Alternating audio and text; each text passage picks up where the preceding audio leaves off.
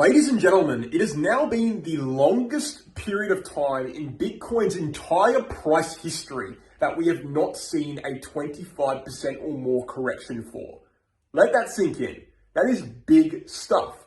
But it's also not really indicative that we need to go downwards. In this video, we're going to get into the ETF inflows, we're going to get into what constitutes a bull market, and we're going to get into the macro trend that is massively under threat for Bitcoin. Ladies and gentlemen, let's get into it.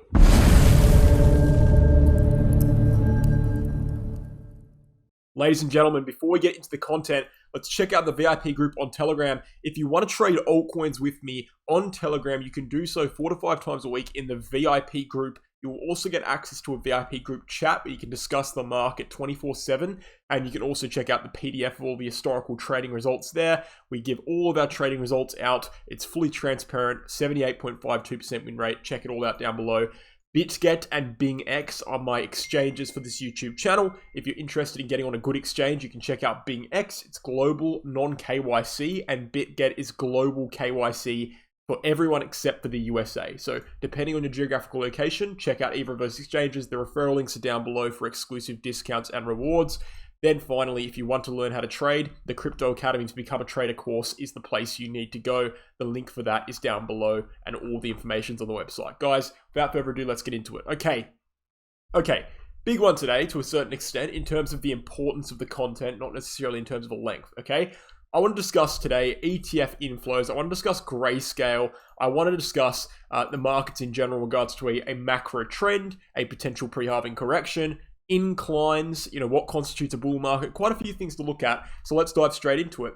First and foremost, on the daily chart, we have to understand that Bitcoin is now facing its next resistance level. It broke above 49K. That was a great break. We're now upwards a significant amount. We're upwards, in fact, around 36% from the bottom at 38.5K. So an absolute ride it's been here. Great pump on Bitcoin so far. But now we're in a situation, by the way, it's been the longest time in Bitcoin's entire price history that we've seen no 25% correct. So let me explain that. It has been the longest time in the entire price history of Bitcoin that Bitcoin has gone without a 25% correction. So the last 25% correction was the longest time ago, right, in terms of days that we've ever seen. So Bitcoin rarely, just hasn't seen bearish price action for about a year. Realistically, the last time we saw actual bearish price action in which we broke a macro support zone, okay, was back here in February to March 2023. It's been a literal full year since Bitcoin has done anything bad on a macro scale. Now, that doesn't mean it has to do something bad. It just gives you an indication of how high up Bitcoin is here. It gives you an indication that, look, you might need to manage your expectations to a certain extent, and you might need to ground yourself in reality to a certain extent in that, you need to know that this price action is not normal or regular. This is not what Bitcoin regularly does. And the TA has been relatively distorted on this move upwards. We've been noticing this since September. Any analyst with a brain has been noticing distortion on TA since September, but that doesn't necessarily mean it has to stop. Here's the thing. Bitcoin is now at its next macro resistance level at 52 to 53.5K. And as I've stated in previous videos, very clearly, this is a major level because we have a weekly candle resistance at 52K. But more importantly, we have a macro trend that is on the verge of being invalidated by the bulls, but still is present. Now, let me get into this macro trend now. We have a macro trend on Bitcoin stemming backwards from the first cycle in 2013. What you'll notice is that every cycle forms the same structure. We've got 2 horizontal lines in each cycle and 1 measurement line. Look at the yellow horizontal line. What you see is that, generally speaking, that yellow horizontal line, which stems back from the dead cat bounce of the bear market, which I'm circling in each occasion now, acts as a rejection zone before the halving, and we see a pre-halving correction from that level. Not only do we reject from the horizontal line, but we also reject from the RSI horizontal line at 67.41. So this means it's obviously a confirmed trend, and it's much more than a coincidence. But obviously this cycle, given the fact that we've seen the longest period of time ever without a 25% correction, and given the fact we've seen massive distortions to the bullish extent, Bitcoin is just powering through it at the moment. And it's looking very good, but the monthly candle is not closed yet. And what I've been saying over the last few days is that if we want to break this macro trend, and if we want to avoid a typical pre-halving correction, the keyword is typical, right? If we want to avoid a typical pre-halving correction that would take us down to this dotted yellow line at 35 to 32K, which is what we generally do based on this macro trend, if we want to avoid that scenario, what Bitcoin needs to do is either close a monthly candle above 49.5K or break the major macro resistance zone, which stems upwards to 53.5. So let me say it again. Bitcoin has a macro trend. The macro trend has been present throughout the entirety of Bitcoin's price history at this point, through every single cycle, through every single cyclical structure. The macro trend says that Bitcoin should be rejecting from 49K on a monthly candle and going downwards to around 32 to 35K. If we want to invalidate that macro trend and keep going upwards, Bitcoin needs to either close a monthly candle above 49K, which would break the horizontal line, or break 53.5K in the meantime, which would be high enough for us to say it's broken. Okay? Those are the two things we need to do. Until either of those things have happened, this macro trend is still technically alive, in my opinion. It's still technically hanging on, and there still technically is a chance that Bitcoin could go down for a regular pre-halving correction. Okay? So I don't think Bitcoin is necessarily in the clear yet. I think Bitcoin's been seeing good signs, for sure.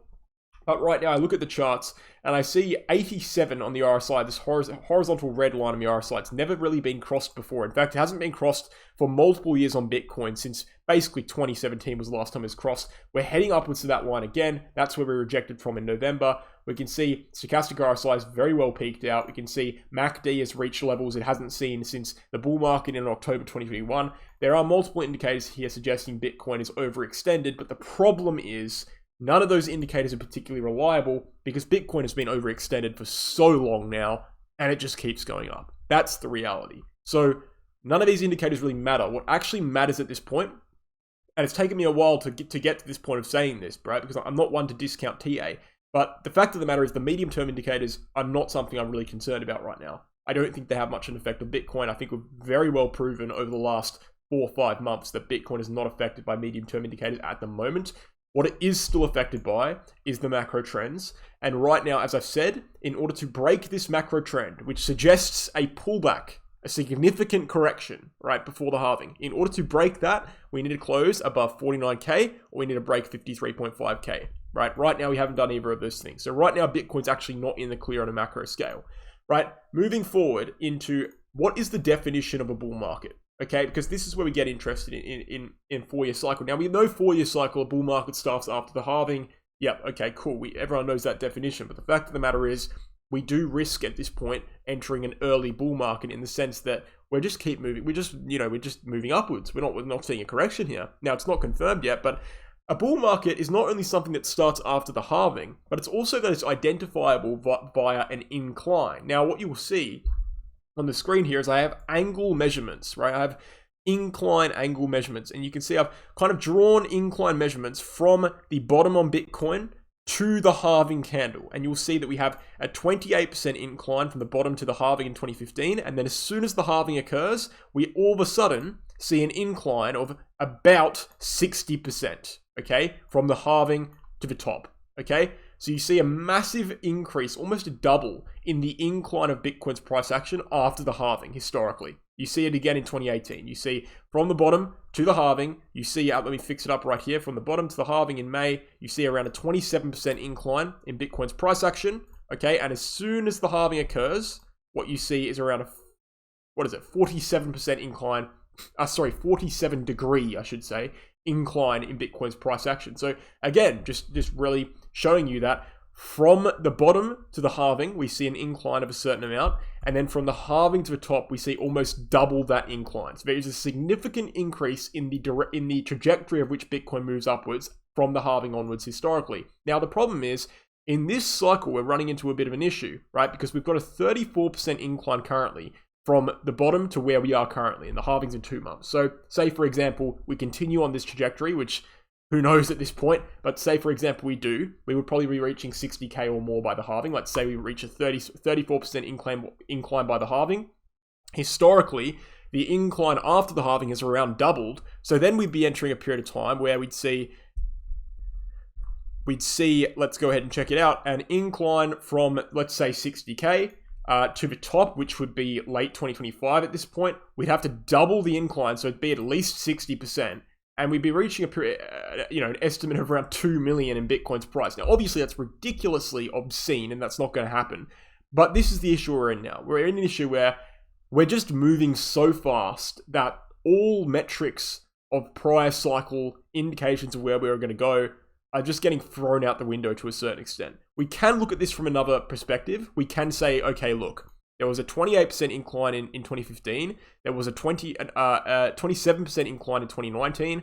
Okay, what if we do see a pullback and we see an incline matching that of 2015 and 2019, we see a 20%. So say, for example, we see a 27% incline from the bottom to the halving, which would mean we'd be at around 46K at the halving. And then we, go upwards like 2019, 47% incline. Let's go ahead and check that out. And we reach, 500K in the end of 2025. Even that, in my opinion, is a little bit optimistic.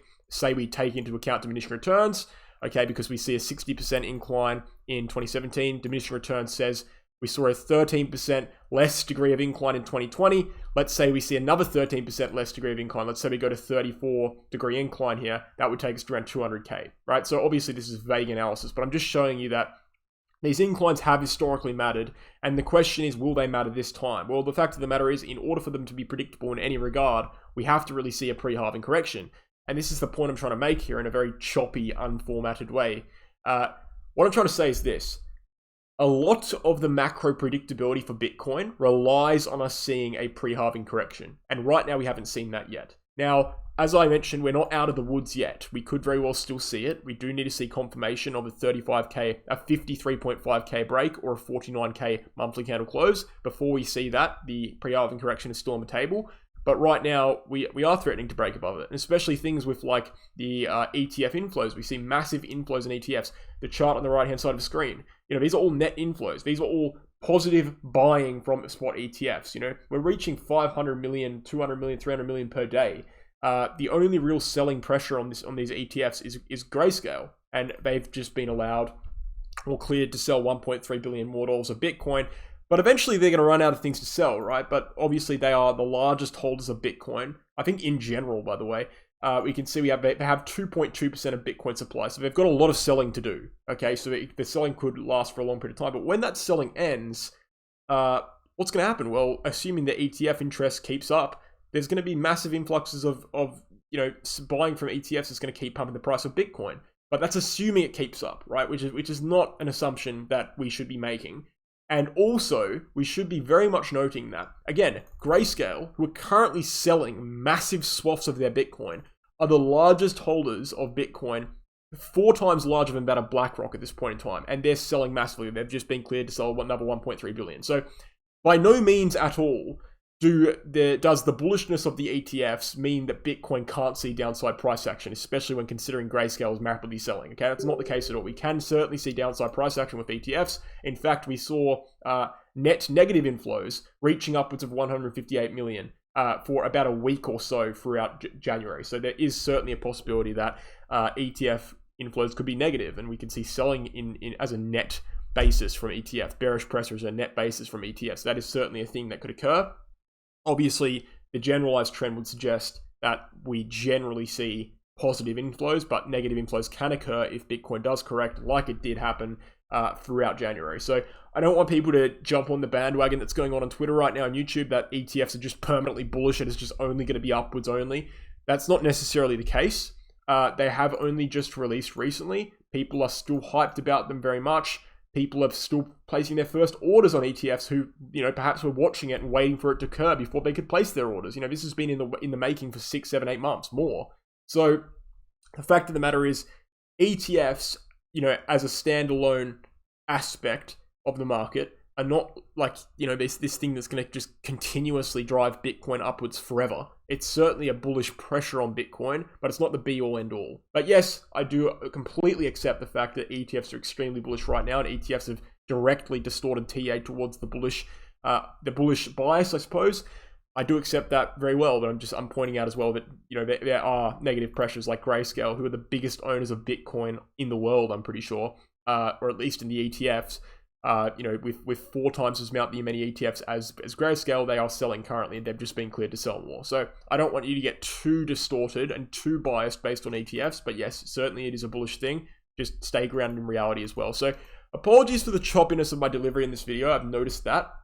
Hopefully I've got the information out to a certain degree of professionalism. But what I will say is this, I'll clarify what I've said in this video real quick. What we need to be seeing on Bitcoin realistically is a break of 53.5k. All right, because that's the major macro resistance zone we're facing right now. There are indications as per medium-term TA that we will reject from that level. Unfortunately, medium-term TA is not ultimately reliable right now. So I'm personally focusing more on the macro. I'm saying that the macro trend remains currently. The macro trend currently suggests Bitcoin will see a pre-halving correction. But if we do close a monthly candle above 49k, that will be invalidated. And if we do break above 53.5k, that will be invalidated, right? So I'm not actually confident in the bearish scenario right now. I'm just observing the fact that it's still alive. That doesn't necessarily mean I'm confident in it. I do think the Bitcoin price action is being heavily distorted by ETFs, and I think it's quite ultimately just reality is it's just very hard to predict right now. That's the honest truth. So we'll have to wait and see what happens with Bitcoin. Again, apologies for my poor delivery in this video. Thank you guys for watching. I hope you enjoyed, and I'll catch you in the next one. Cheers.